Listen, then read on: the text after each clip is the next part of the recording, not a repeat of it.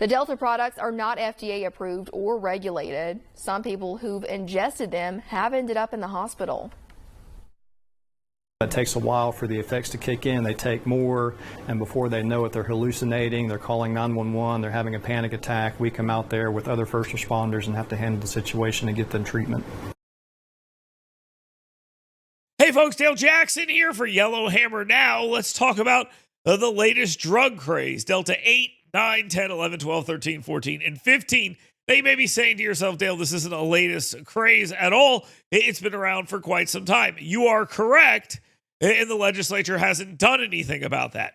But it looks like they're going to try to. There's a new push at the State House to follow other states in banning sales of Delta-8, 9, and 10 products here in Alabama. State Senator Tim Melson's bill would classify the products, which can contain levels of THC, as a controlled substance, making it illegal to sell in Alabama.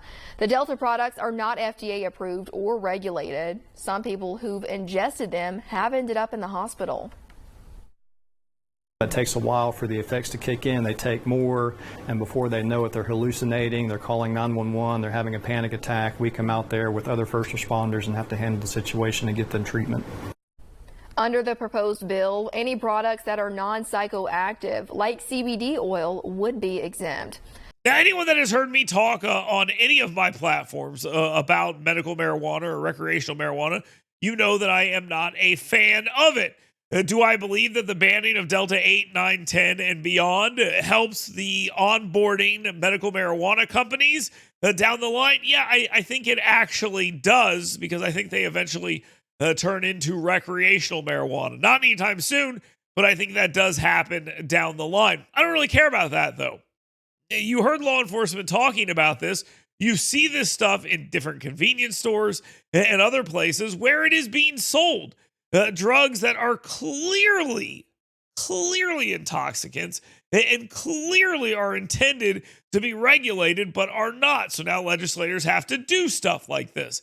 Now, a lot of people will come out of the woodwork, just like they do on any one of these issues, and say, hey, it's not the government's role to do this. It absolutely is the government's role, because the people put the government in power in order to regulate stuff just like this. And if you did a poll, you would find that people do not want random intoxicants being created and sold at the corner market. That is not what people want. So these bans, I think, are completely reasonable. Will new stuff pop up? Yes, of course it will. And when it does, legislators should take care of that as well.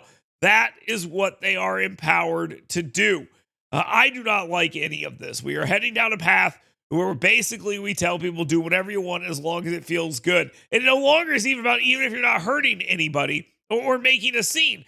Because you'll know that if you walk out into society these days, even in places where medical marijuana is the thing and recreational marijuana is not, but especially in places where recreational marijuana is a thing, it dominates absolutely everything.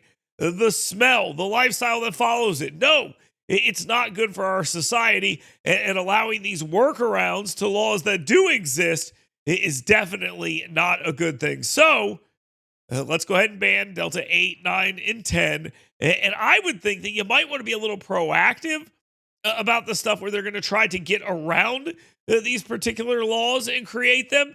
And if not, just keep coming back and banning those too.